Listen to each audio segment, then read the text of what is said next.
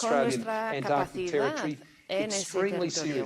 Lo tomamos muy en serio. Y cuando se empezó a hablar de las actividades de minería, pues trabajamos para desarrollar un régimen medioambiental con Francia. Y con ese espíritu, hace 30 años, estos países firmaron el Protocolo de Madrid. Ha sido un acuerdo histórico para proteger la belleza de la Antártida para todos. Y por eso Australia ha sido y sigue siendo un líder en la protección medioambiental y la conservación dentro de la Antártida. El Protocolo de Madrid ha sido la piedra angular para el sistema del Tratado de la Antártida. Sigue siendo un ejemplo de colaboración internacional desde el principio. Para Australia, ese sistema del Tratado de la Antártida es un eje para las normas. Como uno de los primeros 12 países, este tratado, este sistema es una prioridad para Australia ahora y para el futuro. Estamos muy comprometidos con ese gobierno internacional basado en los principios de la protección medioambiental, la investigación científica y una no militarización. Tenemos un programa científico que es un ejemplo de iniciativa nacional. Estamos invirtiendo y modernizando el programa para que siga ofreciendo una ciencia a nivel mundial y para promover ese sistema del tratado. Aprovechamos de nuestra proximidad al continente para poder trabajar con un nuevo buque rompehielos que va a seguir con nuestra colaboración y la logística. Tenemos unas capacidades remotas para buscar testigos de hielo, el impacto del cambio climático, la pesca ilegal. Está todo dentro del compromiso del protocolo. Estamos comprometidos con afrontar estos retos y, además, reduciendo nuestras emisiones ya en un 20% desde el 2005. Y también, según el Acuerdo de París, los compromisos. Es necesario más interés también en la zona marina protegida dentro de la Antártida. Y llamo a todos los países a apoyar esa iniciativa. Estamos trabajando para preservar esta región y otros entornos naturales valiosos. Ese papel de guardián es algo que tomamos muy en serio como firmantes del tratado y por el bien de toda la humanidad. Gracias a la primera ministra de Nueva Zelanda y a España, a los organizadores. Gracias y pido su apoyo a todas estas iniciativas en la Antártida. Muchas gracias.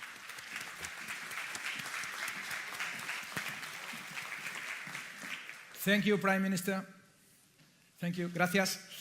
Bueno, a continuación interviene la primera ministra de Nueva Zelanda, Mrs. Jacinda Ardern, que yo espero que también esté ya en directo, en videoconferencia. I pass the floor to Mrs. Jacinda Ardern. Hola, muchas gracias. Buenos días. G'day and kia ora to everyone today. President Sanchez, Prime Minister Morrison, distinguished ministers, honoured guests and Antarctic experts.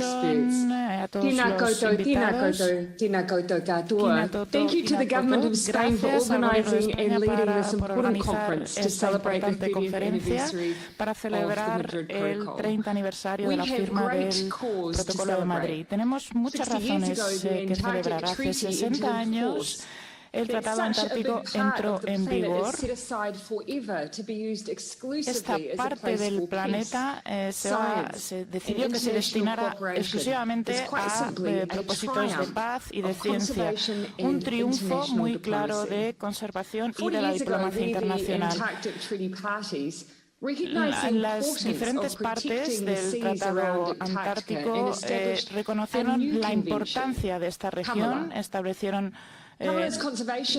diferentes principios de conservación con un enfoque de precaución con respecto a esta región tan única. Estamos aquí para celebrar este aniversario, este 30 aniversario en Madrid, y estamos convencidos al mismo tiempo de la importancia de fortalecer estos principios. Nos hemos comprometido con la protección de la Antártida. Estamos hablando de una reserva natural dedicada a la ciencia. El Protocolo de Madrid es esencial en el sistema del Tratado Antártico. Supone su consideración como ecosistema, su protección de la fauna y de la flora, y reconoce su importancia para el planeta y para el clima del planeta. Me gustaría reconocer el trabajo de los expertos, de los científicos, de los especialistas que ya se comprometieron con este proyecto hace 30 años. Vamos a seguir implementando el protocolo a día de hoy.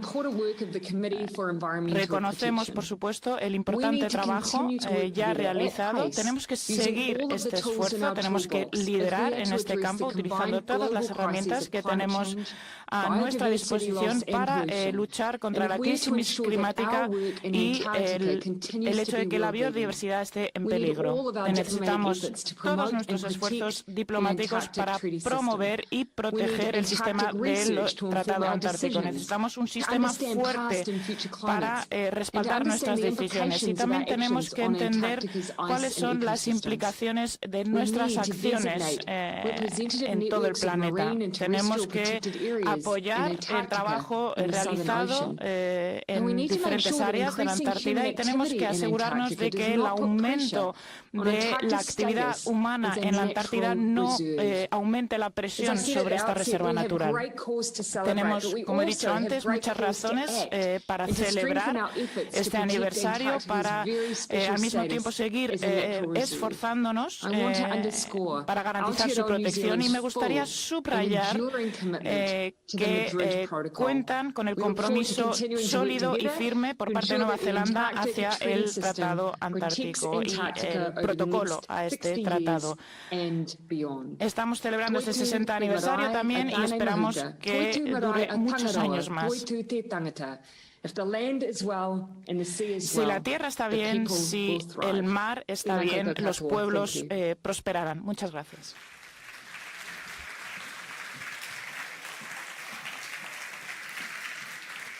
Thank you, Prime Minister. Thank you, muchas gracias por sus aportaciones. Bueno, a continuación interviene el presidente del Gobierno de España, don Pedro Sánchez, a quien tengo un poco más cerca. Cuando usted quiera.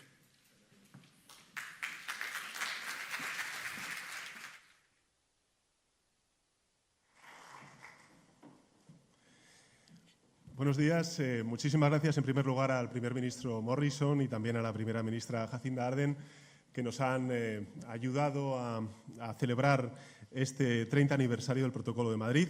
También quisiera agradecer, como han hecho ambos, a todos los líderes de la comunidad científica, de la red de activistas que hace 30 años tuvieron la visión de proteger la Antártida, y que hoy, gracias a su trabajo, gracias a su visión, podemos seguir pensando en el presente y en el futuro de la Antártida. Y en segundo lugar, quisiera también felicitar a todos los activistas, a toda la red de científicos, de investigadores que a lo largo de todos estos largos años han cuidado de este tesoro que tiene la humanidad.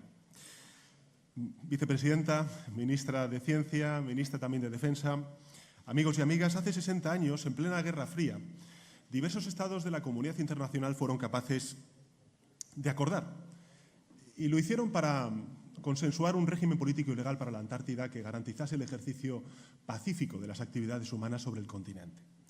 Aquella iniciativa histórica encontró un nuevo impulso en 1991, entonces, gracias al liderazgo y la visión de algunos líderes políticos, como por ejemplo el primer ministro francés, Michel Rocard, el australiano Bob Hawke, y también el español Felipe González. Nuestro país, España, acogía la firma del protocolo del Tratado Antártico para la protección del medio ambiente, comúnmente conocido como el Protocolo de Madrid.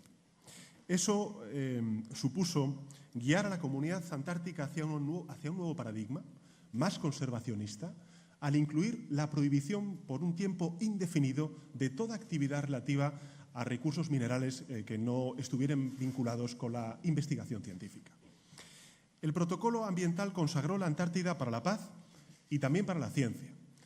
Y así ha sido desde entonces, reflejando la conciencia internacional de que la adecuada gestión de la Antártida constituye una responsabilidad compartida de todos, instituciones públicas y el conjunto de la sociedad civil. Hoy, otros 30 años después, el mundo se enfrenta de nuevo a enormes transformaciones. Lo sabemos muy bien los que estamos aquí presentes y los que nos siguen por streaming. Es pues el momento de reflexionar sobre los logros del pasado, pero sobre todo y ante todo de pensar cómo queremos avanzar hacia el futuro. Y el primero de estos logros ha sido, sin duda alguna, la consagración de la Antártida como un espacio de explotación y de investigación científica, como hacía referencia al principio de mi intervención. Un proceso de siglos que, en el caso de España, se inicia con la aventura de Gabriel de Castilla, ya por 1603, y que continúa hoy en día con la labor investigadora que realizan las Fuerzas Armadas, querida ministra, en esa base antártica, así como las campañas científicas anuales del buque de investigación oceanográfica Hespérides. También, ministra, enhorabuena por este tipo de acciones que seguimos apoyando, lógicamente, desde el Gobierno de España. Estas expediciones contribuyen no solamente a preservar la biodiversidad única y también delicada, compleja, de la Antártida, también acrecientan nuestros conocimientos sobre una de las realidades a las cuales tenemos que abordar y afrontar con toda la energía, con todo el compromiso, que es el cambio climático, poniendo en evidencia que los fenómenos que vivimos no son hechos locales, sino parte de una gran emergencia planetaria que nos concierne a todos por igual. Un claro ejemplo es el agujero de ozono de la Antártida, que demostró las gravísimas consecuencias que podría traer la desaparición de dicha capa. Así, gracias, por ejemplo, a la investigación en la Antártida, se firmó el conocido como Protocolo de Montreal. La ciencia es hoy, más que nunca, la clave de un futuro mejor. Lo hemos visto muy bien en la pandemia. Y por eso es tan importante garantizar que la Antártida siga siendo un espacio libre y también un espacio cooperativo para el desarrollo de proyectos científicos en un marco que se tiene que construir a través de la mutua confianza y la cooperación internacionales. Y a mí me parece que en este contexto el multilateralismo vuelve a salir reforzado si seguimos esta línea de trabajo. Y ese es precisamente el segundo de los grandes logros alcanzados en este tiempo y que me gustaría compartir con todos ustedes, y es demostrar el valor del derecho internacional.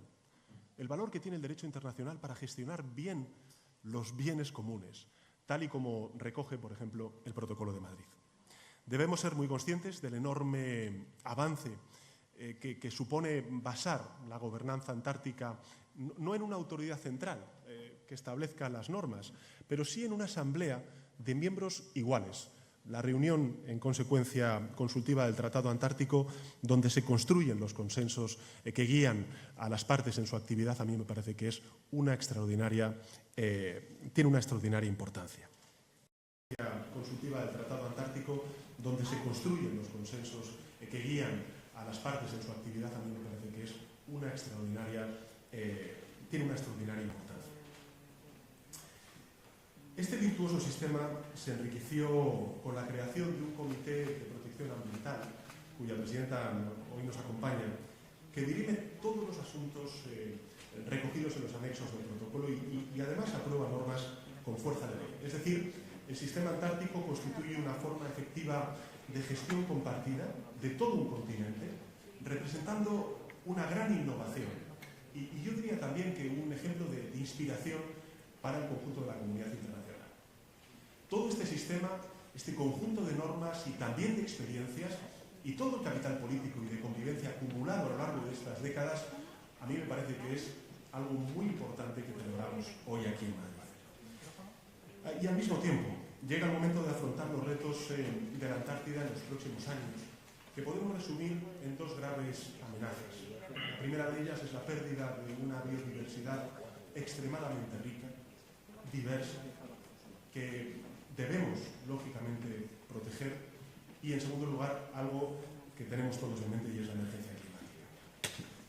Miren, el aumento de temperatura está produciendo un acusado retroceso glacial, el colapso completo o parcial de distintas zonas del hielo marino y una mayor precipitación en forma de lluvia en lugar de nieve.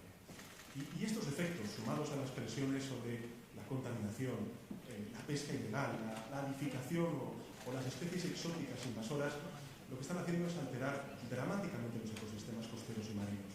Y lo que hacen es acelerar la pérdida de especies marinas y debilitan la resiliencia del océano austral. Y una de las medidas más exitosas de conservación de la biodiversidad marina es la designación de áreas marinas protegidas. La designación de áreas marinas protegidas. Estas áreas limitan la actividad humana en el mar, como saben ustedes, mantienen los ecosistemas e incrementan también la resiliencia de nuestros océanos.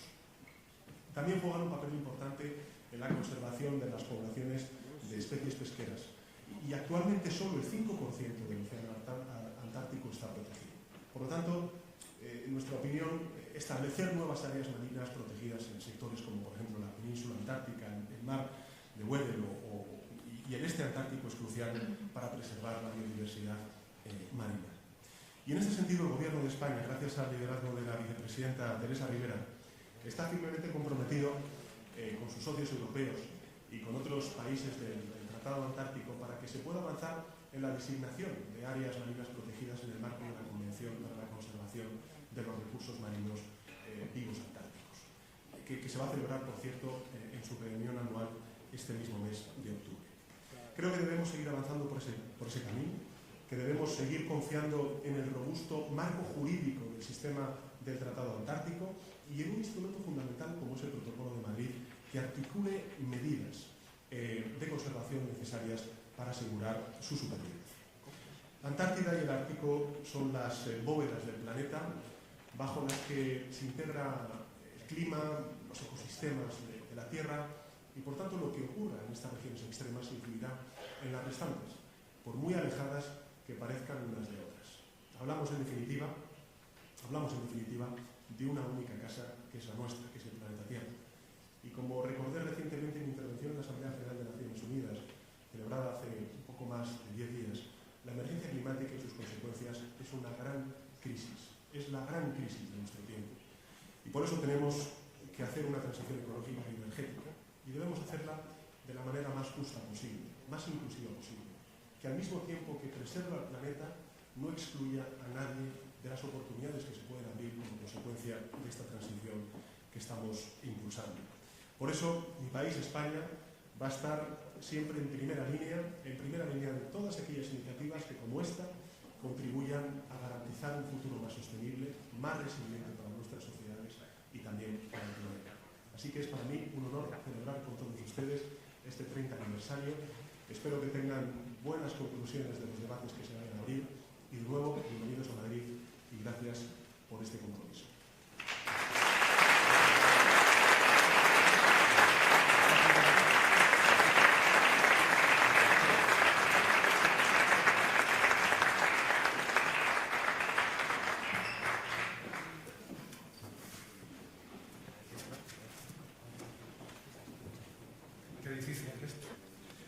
Muchas gracias, señor presidente, por su intervención esta mañana.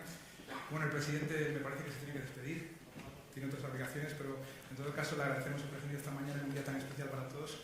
Gracias de corazón.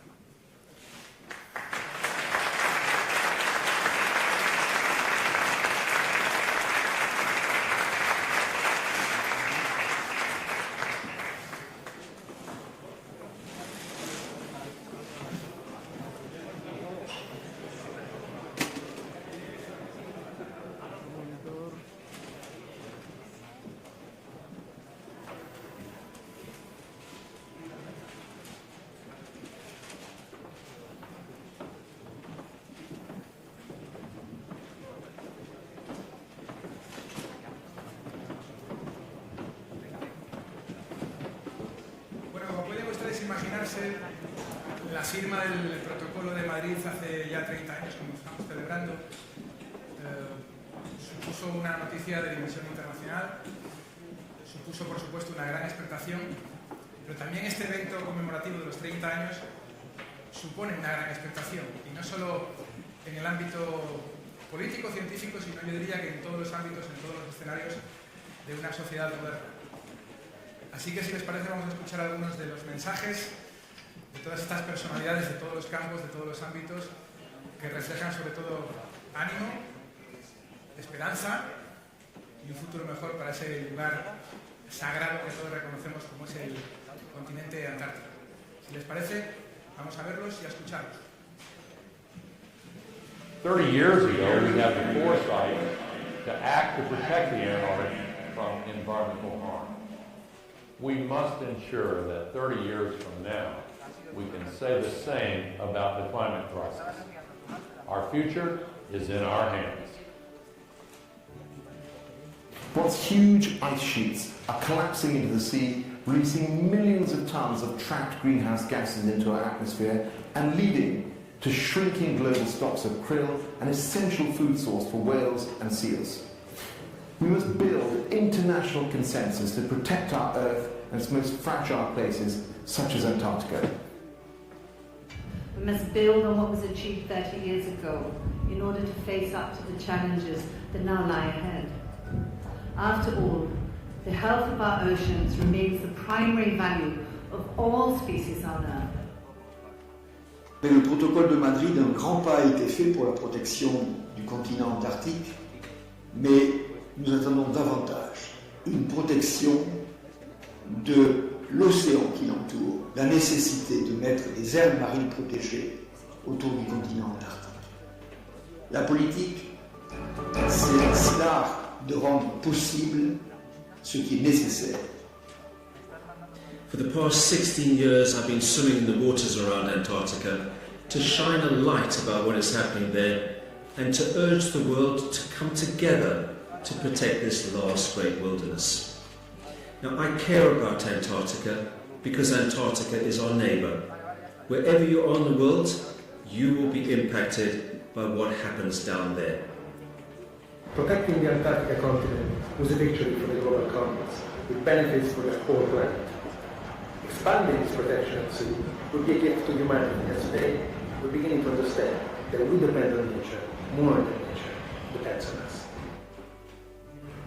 El verano austral de 1984 y 1985 tuve la fortuna de participar en la campaña antártica del rompehielos argentino Almirante Ibiza, junto con Josefina Castellví y Charo Nogueira, y gracias a una invitación conseguida por Antoni Ballester, que lideraba el grupo. Aparte de los aspectos científicos, quedé impresionado por la belleza de los icebergs y de los paisajes helados. Parte de la actividad científica que España realiza anualmente en el continente blanco se desarrolla en la base antártica española Javier de Castilla, gestionada por el Ejército de Tierra. Ha correspondido liderar la operación militar en el exterior más antigua que realizan nuestras Fuerzas Armadas. We must protect at least 30% of the global oceans by 2030. Greenpeace has documented glaciers retreating, plastic pollution spreading, and penguin populations crashing. But it's not too late. The world needs action. Leaders who cut emissions and work together to create ocean sanctuaries, off limits to destructive industries, and to give nature a chance to heal. The Madrid Protocol in Antarctica also represents an ideal. The potential that humanity has to set aside our differences and to come together to solve problems and to build a hopeful and thriving future, not only for ourselves, but also for our children.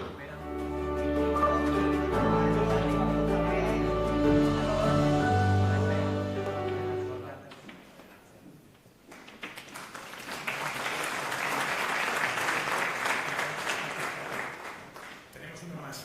A todos estos mensajes anteriores se une también un mensaje muy especial del príncipe Alberto II de Mónaco que vamos a escuchar.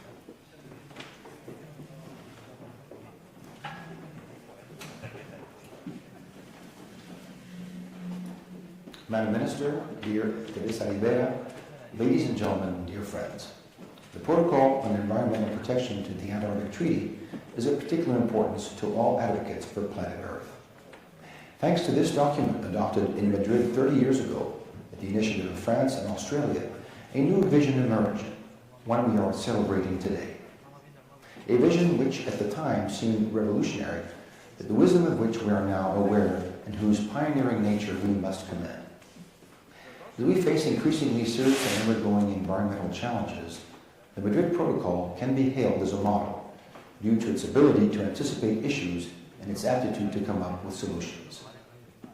It is a model which should inspire us all, from which I would like to focus on three main points. The first is, of course, to have made a very significant part of this planet, all land and ice shelves south of 60 degrees south latitude, a natural reserve.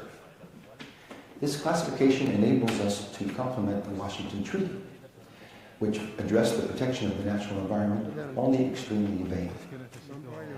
All the more importantly, for the first time, it focused on an area which was not solely under national jurisdiction. We know that we now need to place an even greater proportion of the natural environment under protected status, especially in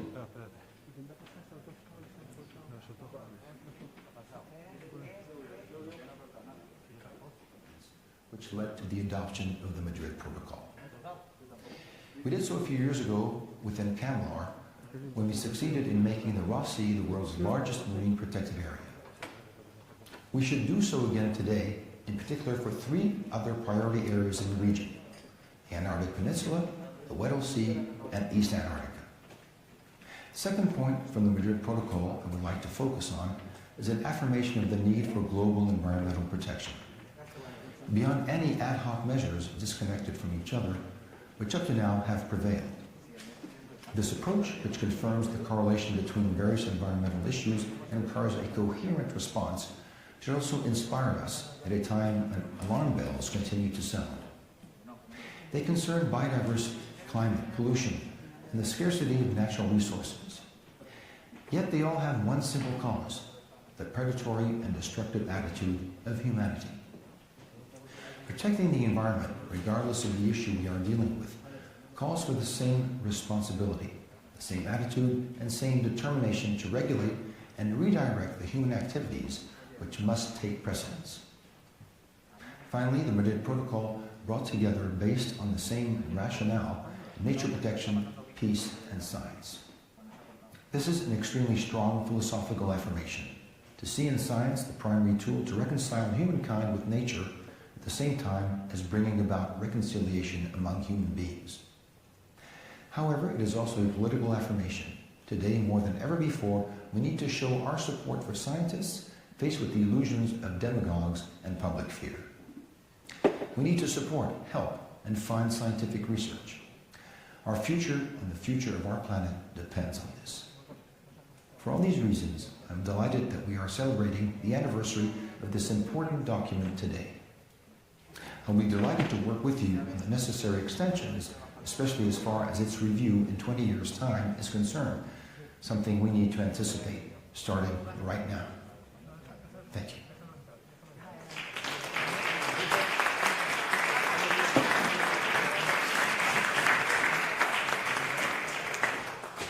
Muchas gracias al príncipe Alberto II de Mónaco por este mensaje. Ahora, para seguir profundizando en el asunto que nos concierne a todos, que no es otro que el de la celebración de este 30 aniversario de la firma del Protocolo de Madrid, tenemos en directo desde su casa de California, a pesar del cambio horario, a la doctora oceanógrafa Silvia Earle. Silvia, please, you have the floor.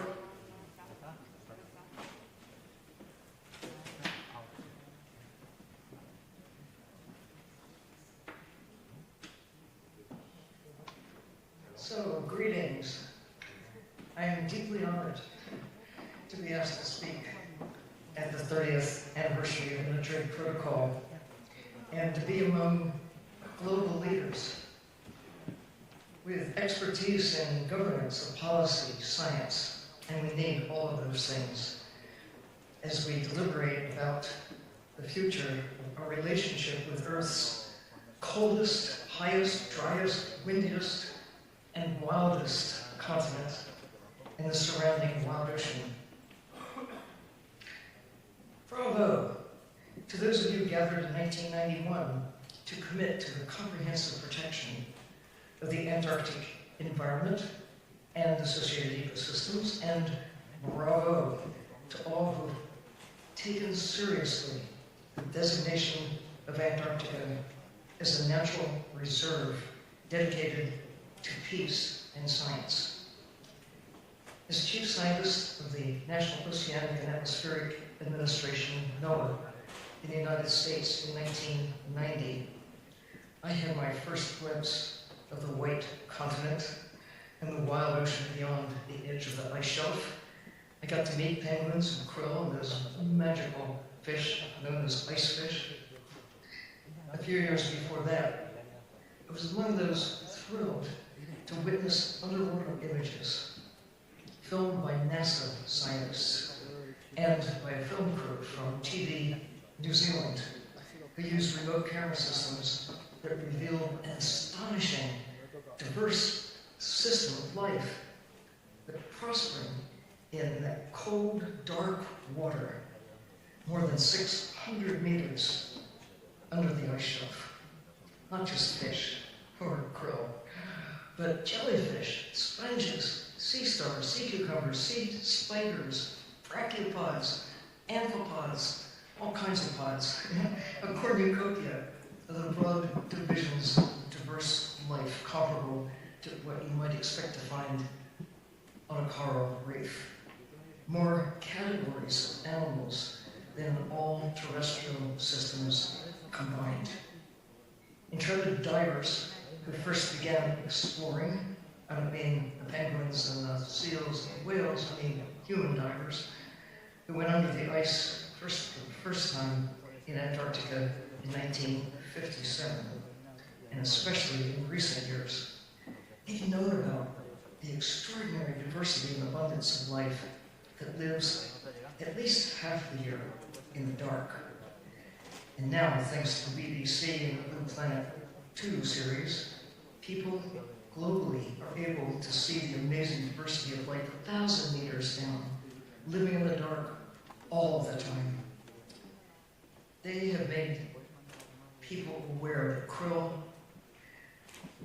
are not just ingredients for cosmetics or health food or for livestock food or whatever else that krill are used for when they're ground up as products, but it is these extraordinary jewel-like creatures capable of producing their own bioluminescent light.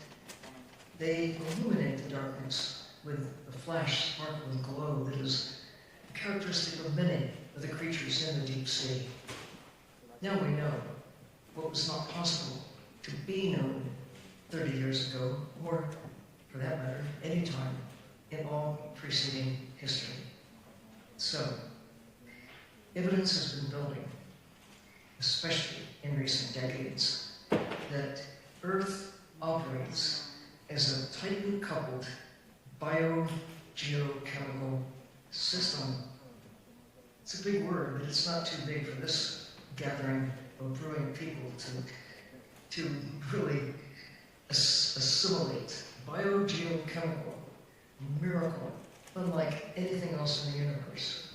There's lots of rocks, there's plenty of water elsewhere in the universe.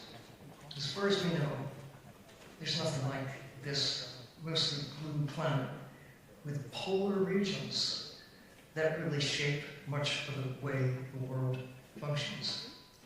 Of course, one thing that all life needs is water, and it's another fact that all life forms are carbon-based. Now we know, for example, that Antarctica's immense network of living blue carbon helps safeguard climate globally. Climate scientists tend to follow the carbon trends of trying to figure out how the systems work and what to do to safeguard what we have and to really protect the system from further damaging change. Well, economists usually follow the money. During the 2020 World Economic Forum in Davos, economists with the International Monetary Fund released a report about the value of whales as carbon-based units in terms of their value relative to capturing and storing carbon. They calculated that whales alive today, just those in the ocean today, have a value of about $1 trillion. That's big T, trillion. So, if it works for whales, why not krill? Why not the fish? Why not all of the life in Antarctica? What's it worth to have the living carbon systems doing what they do to capture, sequester, and cycle carbon so that it does not go into the atmosphere further exacerbating the excess carbon dioxide that we are responsible for putting there. Dead whales, like dead fish and dead krill, have a value as products measured by the ton. But in the 21st century, whales alive, and all life, all wildlife, all life are carbon-based units too, of course. There are other measures of what they're worth. The IMF study noted that whales, like all animals, digest the food and put nutrients back into the system. In Antarctica, whales and seals and birds and jellyfish and krill cycle nutrients back into the system that in turn flows in deep ocean currents to distant parts of the planet. These ancient rhythms have shaped Earth to be habitable for humans. It has taken, hundreds of millions of years to get to where we are. It's taken us in Antarctica only 2 centuries to significantly unravel these ancient systems. Change came rather quickly after the first sighting of the Antarctic continent. Nathaniel Palmer, one of the first Americans to reach the Antarctic continent, made his fortune killing fur seals and exporting their skins to China. So did the famous British sealer James Whittle. Carl Anton Larsen, a Norwegian, led the first factory whaling ship to Antarctica in 1923, setting off a rush of it by 1930. There were 38 factory ships and 384 catchers. We could, if we wanted to, kill every single whale. We have the capacity to do so, but we stopped when we came to understand that there are other values that we ought to be considering. The 1972 Convention on Conservation of Antarctic Seals was not established to prohibit killing seals, but rather to say where, how many, and what kind could be taken. The Commission for the Conservation of Antarctic Marine Living Resources, CONMEMORATIVA, was established 10 years later with the understanding that there would be continued taking of krill. Managed, of course, but still looking at these extraordinary creatures as products. Captain James Cook, the leader of the first expedition below the Antarctic Circle, says, "When your mind tries to verify a preconceived notion, you can miss the obvious." So we have this idea that life in the ocean, sea life, we think of them not as wild animals so much, but rather as something that we're somehow obliged to take to the marketplace, either to sell or to consume. It should be obvious that making peace among people for activities in Antarctica and conserving marine mammals and birds did not extend to respect for other forms of life in the sea. When I think about COVID-19 is kind of indifferent to humans. It doesn't matter who we are, who we think we are, how good we are with music or math, or art or science. We're just a commodity, something, a place to inhabit. We need to think differently about all of life, but especially life in the sea, and for the purposes of this meeting, life in Antarctica. Fish, krill, other sea life, we're talking about wildlife. They're vulnerable not just to the things that people do worry about, illegal, unreported, unregulated fishing. Let's be serious. We need to worry about the legal, subsidized taking of ocean wildlife, krill and fish, that is, as well. Just to rethink where we are, where we could be. We have choices. Which way are we going to go?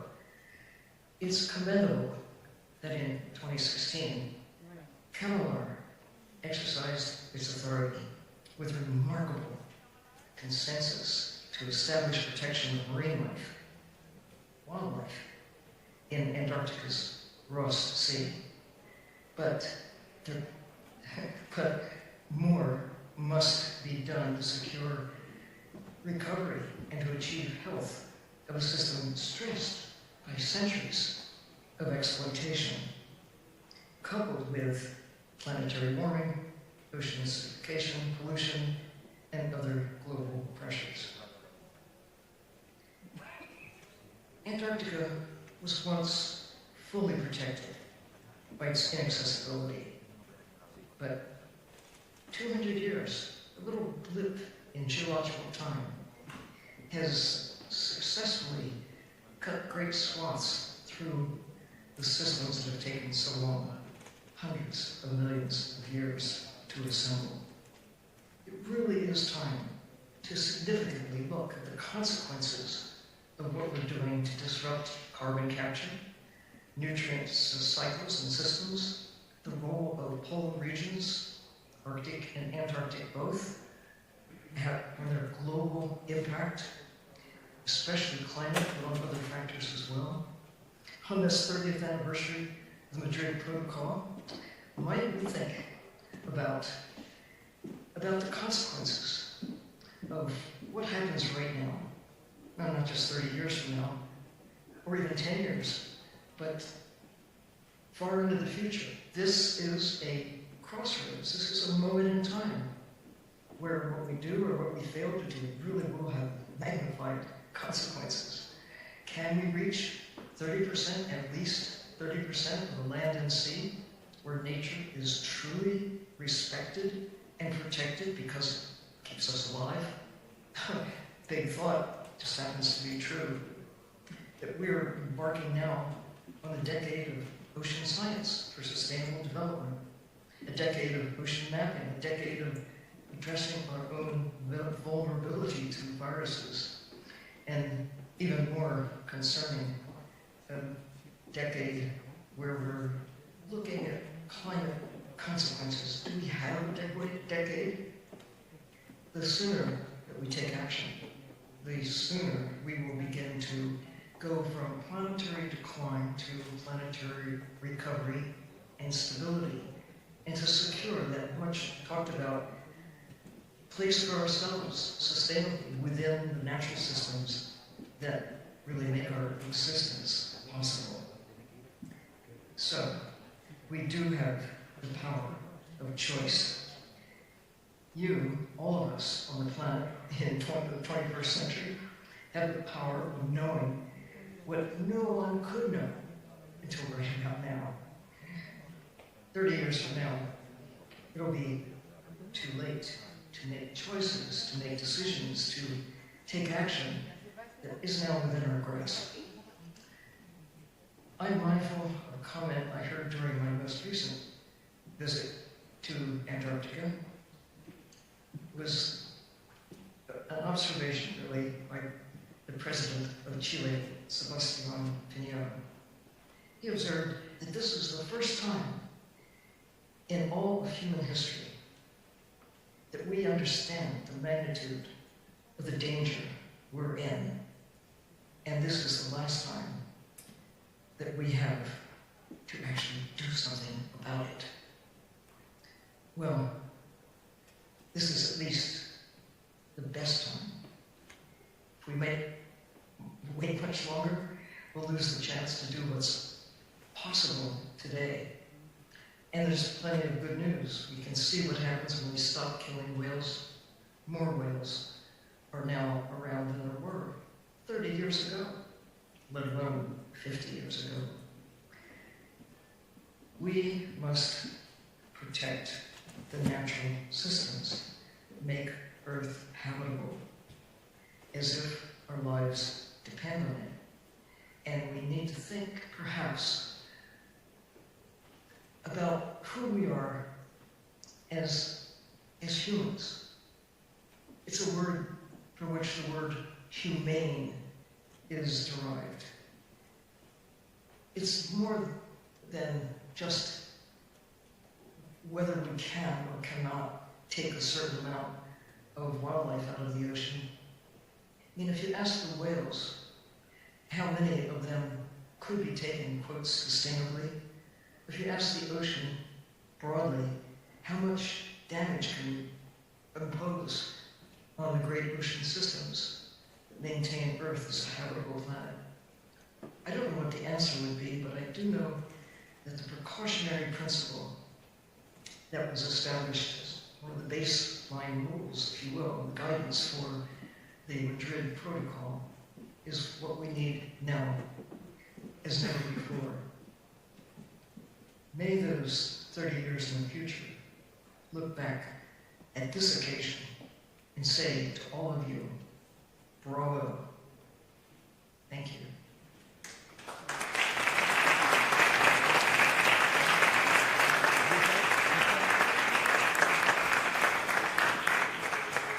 Thank you, Silvia, for your contribution and all the hard work throughout the years. Thank you very much. Gracias, Silvia.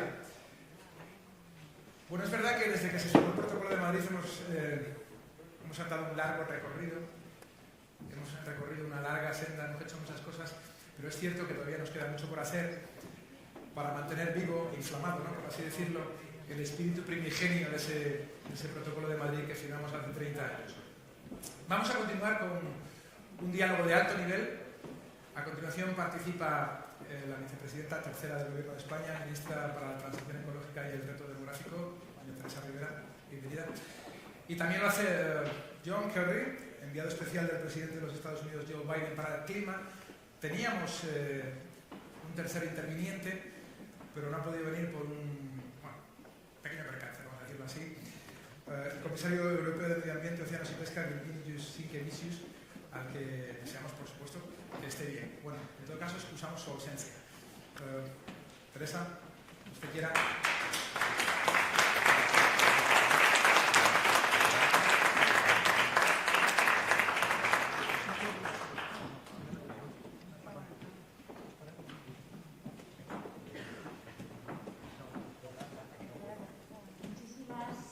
Muchísimas gracias, Kiko, por esta presentación animada y comprometida. Y muchísimas gracias a todos los que estáis aquí esta mañana o a los que estáis conectados a través de las cámaras, a través de las redes, en una jornada que es una jornada de celebración. Avanzar en la protección del medio ambiente, del planeta, es una cuestión que a veces cuesta.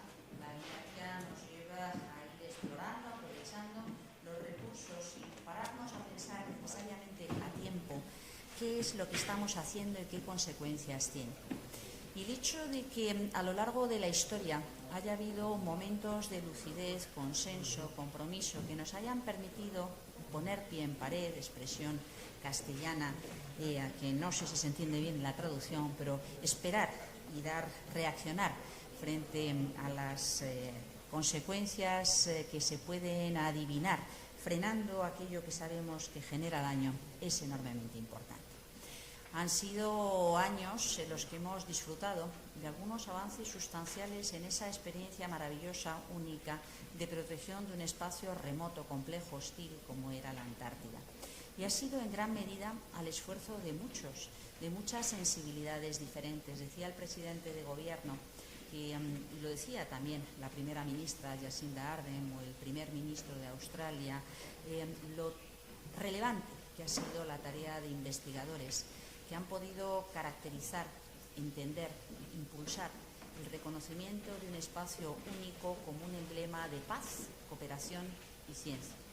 Antes de iniciar este diálogo con el enviado especial de Clima y antiguo secretario de Estado del Departamento de Estado de Estados Unidos, una persona enormemente comprometida a título personal, pero como lo ha mostrado también profesional a lo largo de los años, con la protección de la vida marina, con la protección del océano, con la protección de la Antártica, en este caso. Me gustaría invitar al escenario a dos personas que traen en mano... Ay, perdón, no se me oye. No, gracias, perdón. A lo mejor no se me ha oído nada. Bueno, que traen en mano un mensaje muy especial. Traen en mano el mensaje de muchos ciudadanos del mundo que han querido sumarse a esta petición para que a través de los mecanismos de gobernanza general sobre la base del mejor conocimiento, la mayor caracterización, la divulgación por parte de los comunicadores, seamos capaces de alcanzar acuerdos para llegar a más y que la Antártida se convierta en ese espacio sagrado de cooperación, de paz, de investigación y de reservorio de recursos naturales, biodiversidad y termostato del clima. Querida Geneviève, querido Pascal, sé que tenéis algo que contar, tenéis algo que aportar y con mucho gusto estoy aquí para recibir.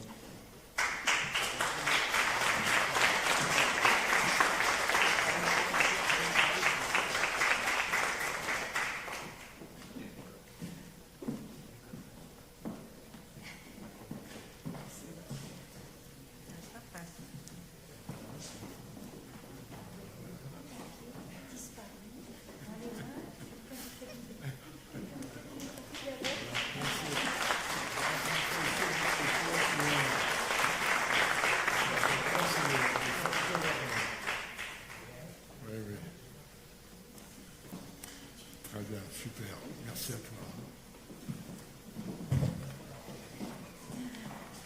Merci beaucoup. Thank you very much, Teresa. Muchas gracias. Pascal Lamy and myself are now co-president of Antarctica 2020.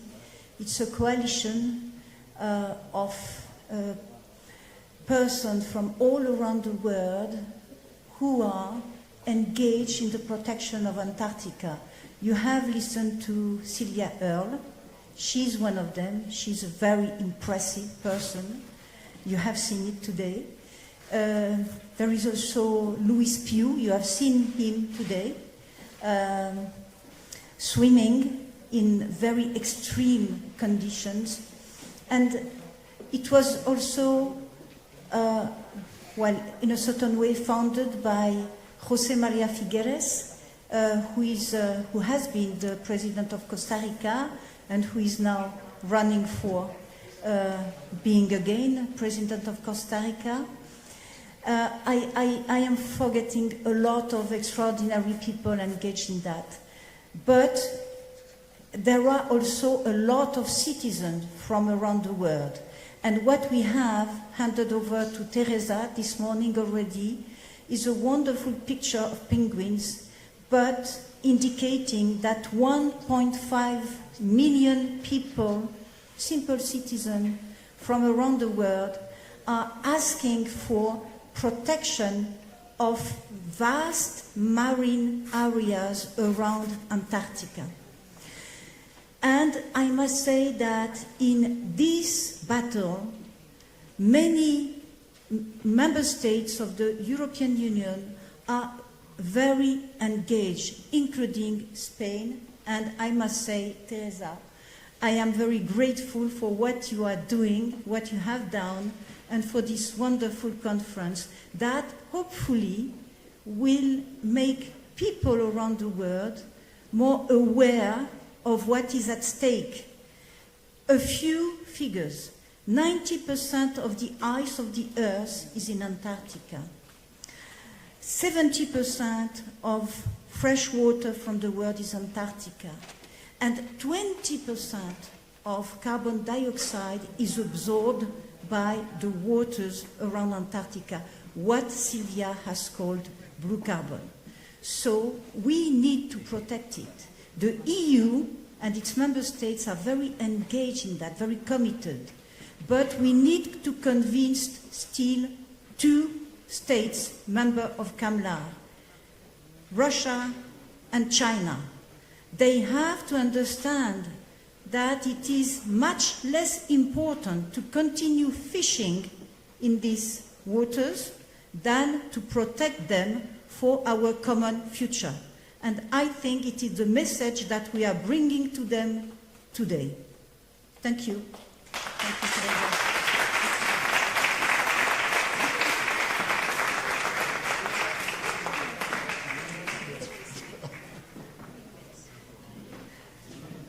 Here it is, with 1.5 million.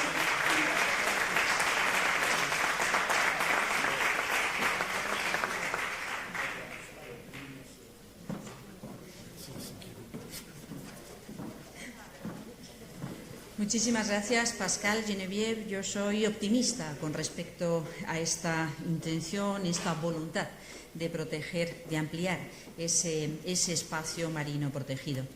Es verdad que en este rato contábamos con la presencia del comisario Sinkevicius, un hombre profundamente comprometido también con la protección de la Antártida en su cartera como comisario de la Unión Europea, responsable de medio ambiente, océano y pesca.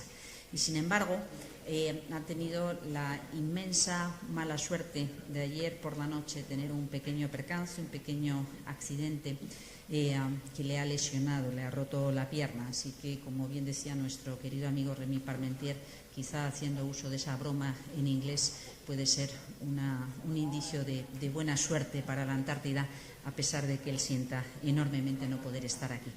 Y a partir de este momento creo que podemos tener conexión con John Kerry. No sé si aparece ya en pantalla. Aquí está. Hello, good morning. So we are about to start. Good morning. Hello. Good morning. Can you hear me? Perfectly well. I'm delighted to be with you, and I know what it's like to break a leg. I did it as secretary, riding my bike, so I'm very sorry to hear that, and I wish Berninios a very quick recovery. Yes, we all hope he recovers well and in a very short period of time. And I was saying, dear John Kerry, that you are a person that has personally committed, has felt engagement with the ocean agenda, with the marine life, and of course with the Antarctica. It goes along your whole professional dedication to defend the interest of the wildlife, but in particular with a very strong connection with the marine wildlife.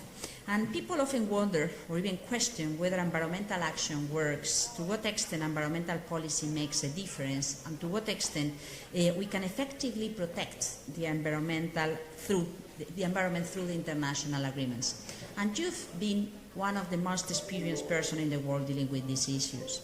I think that you made a great additional push on the marine agenda while being Secretary of State under the Obama administration, together with someone else who is not today with us, but who has also dedicated his career as Minister of Foreign Affairs of Chile, Heraldo Muñoz. So it was a period where we made some additional differences in the very recent times, less than 10 years ago. And now we wonder to what extent our respective governments can take this bold step forward, so for the common good. 30 years after of the signature of the Madrid Protocol to the Antarctic system, we need to protect additionally the ocean. We know that we are still going through these discussions in the UN context to protect the biodiversity beyond the national jurisdiction, but we know that 30 years after the Madrid Protocol, there are some questions that we still need to pose. So my first question to you, if we can engage in this conversation in a room full of people that have also dedicated their lives to the defense of the marine wildlife and the Antarctica, people who work in the research field, people that can be identified as scientists, but also as personal activists of the defense of the Antarctica. There are officials, there are ministers, all of them sharing their common interest for the protection of the Antarctica. My first question to you would be, what are the challenges ahead of us for the protection of the Antarctica in the upcoming year? How you foresee the role of the governments, and very much in particular the role of your country in this very interesting and challenging agenda? Well, Teresa, thank you very, very much for inviting me to join you. Thank you for your leadership, your personal leadership, and Spain's leadership.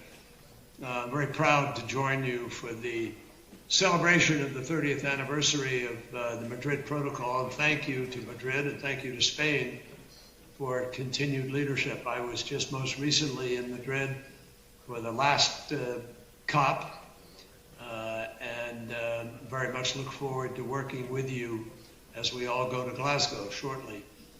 But this 30 years of celebration should not be taken for granted at all.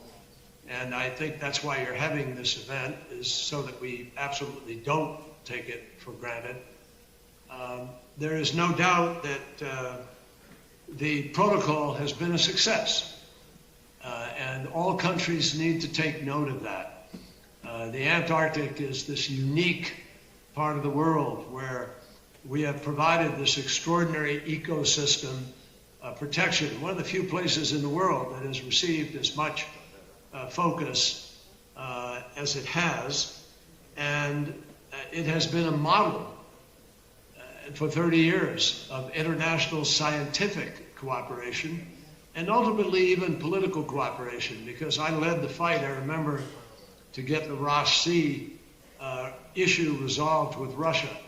And President Putin personally engaged on that issue, and I'm glad to say lifted 10 years of questions and of reservations about it, and we moved forward. And so we wound up with the largest marine protected area in the world, Ross Sea protected area. Now we're trying to extend that, obviously, to the Weddell Sea and beyond, and we find that there is, again, resistance. We need to work together to overcome resistance and understand the value, the extraordinary value of providing a full protective envelope to the Antarctic. And it's even more critical today than it was when the idea was first conceived. And the reason for that is that we are on a very destructive path right now. According to the latest report of the IEA, we're in a situation where we see instead of the 1.5 degrees that all the scientists tell us we must try to achieve or stay very, very close to, we are currently on a path to 2.7 degrees Celsius increase. And that's catastrophic. Each decimal point, each rise of 0.1% brings with it greater intensity to storms, faster melting of ice, more drought, a warming of the ocean, with extraordinary consequences. Now, I was not so long ago at one of the most recent conferences we had on the oceans. And all of you know that there are three great challenges to the viability of the oceans themselves. One is the rampant overfishing. Fishing that is reckless, that is done with still, even though the UN banned them when Senator Stevens and I brought that issue to the UN years ago, maybe 15 years ago. But some people still go out with drift nets and strip mine the ocean. And a huge proportion of their catch just gets thrown overboard. It's called bycatch, and they throw it away. Then you also have the problem of pollution. Vast areas of the ocean's polluted. We have more than 500 different areas where nothing lives. The oxygen has been starved so fully by the nitrate overload, by the pollution that spills out from human development, down the rivers and out into the sea. And then finally, we have the enormous problem of acidification. And the acidification changes the very chemistry of the ocean. Marine biologists will tell you that we're changing the chemistry of the ocean faster than we have in millions of years. And again, we humans are doing that. So the acidification results in higher pH levels, which greatly affects the ability of crustaceans to grow their shells. If you put clams, and these experiments have been done, I've seen these experiments, where you put clams in different levels of acidity, and you just see visually to the eye, the size of the clam is completely different as a consequence. So we're playing with, the future of our oceans in a dangerous way. There are 3 tipping points that one scientist told me he is very fearful we may have reached. Those the three areas are the Arctic, the Antarctic, and the coral reefs. And so the Antarctic gives us this unique opportunity to protect it, to take one piece of this vast chunk of ocean on this planet and to provide special protection to it, because we don't need to exploit to the greatest degree humans know how to exploit every single square inch of ocean or land that we have. So we have to protect it. And I think CAMLR has been established. It is the conservation effort to be able to protect the Arctic and Antarctic. And we need to now come together and create this protection going forward. This demarcation point of 30 years of the Madrid Protocol, given what is happening now and the rate of climate impact, is a really important moment. It's a ripe, precious moment for us to take stock of the choices that we face. And I'm very pleased, Teresa, to take part in this sort of recommitment, rededication, if you will, because it's so critical to all of us. And I think that, despite the fact that the Antarctic, that the Madrid Protocol was negotiated in the depths, in the very heart of the Cold War, we were able to come together and create, as I said earlier, a model for scientific cooperation. So we need to retain that spirit, since we have an enormous amount to learn in the Antarctic and we have an enormous amount to protect in the Antarctic. I had the privilege of going down there to the Antarctic when I was Secretary of State, and the scientists gave me the starkest warning about the West Antarctic ice sheet, the fragility of the ecosystem, about the warmer water now spilling over the continental shelf and coming in underneath the ice and warming and creating instability in that ice. So we should really, as human beings, stand in awe of one of the great preserves on this planet of isolation, of protection, of an ecosystem that can help to feed the rest of the oceans by that protection. And I hope very much that we will rise to the occasion of the climate crisis and the challenge we have of Glasgow and use it to continue using CAMLR to do what it's supposed to do and protect the future. Thank you, John. I think that this is a very interesting. There are many interesting topics and issues that you introduced in your first remarks, because as you have stated, as you have said, there are many different reasons why we should be working on the protection of the Antarctica.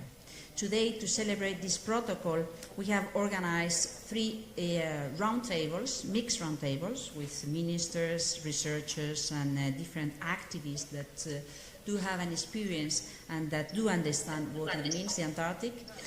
One on adaptation and mitigation, another one dealing with natural resources and how the human activities do impact in the wildlife. A third one on research and innovation. And this afternoon we will have a great opportunity to discuss in a candid manner among ministers on how to keep on going. So we need the 3 aspects, the reference to the climate science and the climate understanding on why it is important to preserve as a reservoir, as a thermostat for the climate system. At the same time, why biodiversity in the Antarctic is key, and how protecting these 3 new areas, we have a chance to count on these species to become later on and to gain more space for them, so combating at the same time acidification and the loss of biodiversity, and how research and technology and innovation is key in order to be sure about the effects of what we are doing, or the effectiveness of the measures we implement. But you made a comment which is really interesting. It's true that Apparently, we could be thinking that having a deal on the Antarctic system in the middle of the Cold War, in the most difficult years for the world to understand and to speak to each other, was a great milestone. And the orientation of these decisions were very clear. Even when thinking about how the Protocol of Madrid was adopted, we realized that it took 2-3 years of preparatory work, and now you insist on the fact. Please do not take it for granted. What we have succeeded up to now needs to be preserved, needs to be fitted, and we need to go beyond, because we know that the emergency, that the type of dangers we have in front of us are fantastic, are impressively threatening. So we need to put all our political energy to have agreements on these fields. And this is a hot issue in Europe. I think that the European countries, the European ministers feel that this is something worthy. But it is not the case only in Europe. We have been talking about the Americas, so South America, Central America, the United States of America. The Prime Ministers from Australia and New Zealand joined this conversation with the Prime Minister of Spain. We know that there are many other countries that are part of the Antarctic system that do insist, do want to proceed. And there may be some countries that have still some doubts on what it could mean, and we need to solve these doubts and to find ways forward. So my question to you is, why you think now that the evidence is so much clear, why you think it seems to be costly, more costly than some years ago? How we can break this deadlock? What would be your pieces of advice on how to proceed from now onwards in the CAMLR context? But more generally, I think that this is one of the most attractive issues in the multilateral cooperation in the context of the fields of cooperation on science, on nature and environmental issues, but also in terms of governance, because it is quite impressive. The Antarctic has been under a pretty different system of governance. So why do you think that this seems to be more difficult than decades ago, and what could be your advice on how to keep on going all together to improve the way of protection in the Antarctic system and its seas and marine areas? Well, it's a good question, Teresa. There may not be a very simple answer to it. In diplomacy, obviously, there's an issue of ripeness. Sometimes some things just become, ready. The walls of resistance get beaten down. And there's some evidence that maybe we're beginning to move with respect to the MPAs, the protection areas. Recently, India and the Republic of Korea and Ukraine all announced their support for these, to adopt the proposed MPAs. We still have a number of countries that regrettably are not yet there. My hope is that we can get there very quickly. I think if China and Russia were to come aboard, this could happen very, very quickly. There's no question in my mind. And we know that we have vast areas of the ocean where we can continue to fish. But it would be in the interests of all mankind, all humankind, that we set aside some key areas. And all we're looking at here are the Weddell Sea area, East Antarctica, and then the Antarctic Peninsula. I think hopefully this is a moment of ripeness where, because of the climate crisis and because we have a meeting in Glasgow where people will have an opportunity to be able to share thoughts and come together, I hope we can move. I was very impressed when I was in Milan just a few days ago, where we had a pre-COP meeting, and I listened to my friend Shia Gemois, who was speaking about, obviously, the COP issues, But he was talking about multilateralism and the importance of multilateralism. And he was also talking about the urgency, as I have heard Han Zhang and President Xi and other leaders of China talk. They have talked about future generations and our duty to protect for future generations. So I think if we can come together in the next weeks and months, I think if the biggest economies in the world and some of the most powerful countries in the world make the decision to work together to protect areas like this, it would have a profound impact, and I think we get it done very, very quickly. It would happen very, very quickly. It seems to me there is a very clear logic in context of environmental policy to set aside certain areas that will not be exploited for minerals or for food protein or whatever. If we're reduced to a point where we have to rely on every single square inch of the planet in order to be able to keep our economies moving, we obviously have not built our economies in the right way. Our economies must become circular. They've got to have the ability to be able to not always find the new goods and products that we exploit, but rather be able to recycle, reuse, and create a more sustainable economic future. I think that future is defined in the new energy future.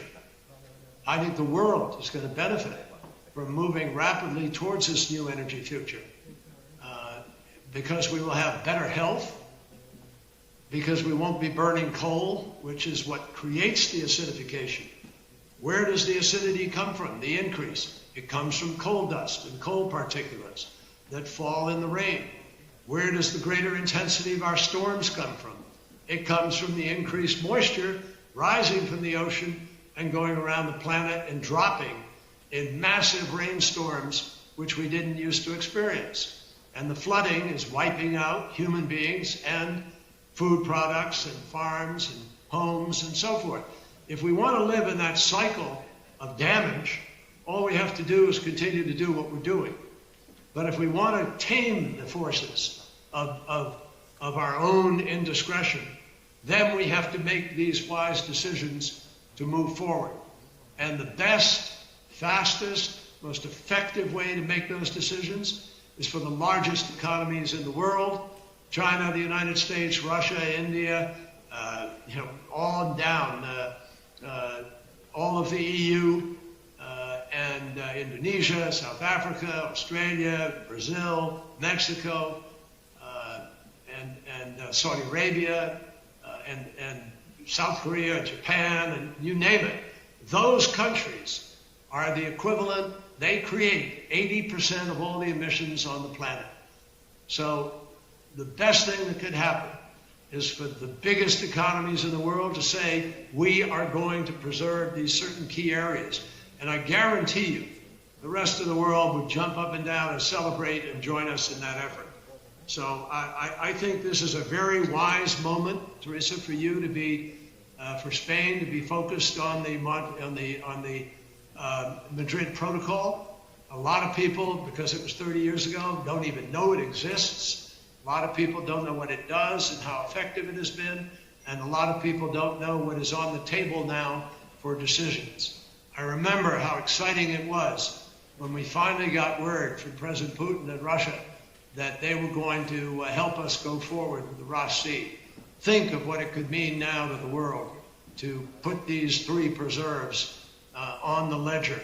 And I hope we will succeed in doing that. It only happens with cooperation, and I hope we'll find that cooperation.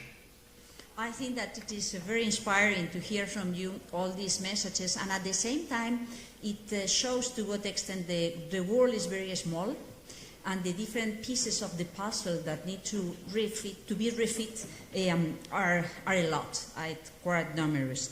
And it's true that it could be so fantastic to have some engagements coming from Glasgow. I remember that the COP in Madrid, the Chilean COP, was a COP dedicated to the ocean. And it was back in Paris where it was clear that the ocean community and the climate community stood up to say this is two things, two sides of the same coin, and we need to go together. And since then, we have worked a lot. And now we see that it is climate, it is circular economy, it is maybe a question to speed up the UN negotiations on biodiversity in areas beyond national jurisdiction, or it is, for instance, as a precautionary measure to support the Seabed Authority to adopt a mining code that could help to protect the seabed. And my question is, and this may be the last questions, do you think that together with the discussion and the eventual agreement, I hope we reach a deal sooner than later, on these 3 additional marine protected areas in the Antarctic, do you think that we can still speed up, create a positive environment, a context to facilitate these discussions, not only through conversations, because I think that we need to reach these agreements in this particular context, but at the same time, speeding up the other related agendas, the protection of biodiversity beyond national jurisdiction, or the capacity to develop in this deep sea that we know so little, some codes according to the precautionary principle, so to protect the seabed. So I guess that some ideas with your very based understanding of the geopolitics, but also the beauty and the precious state of nature. Do you think that we can also work together in these related agendas, and that could facilitate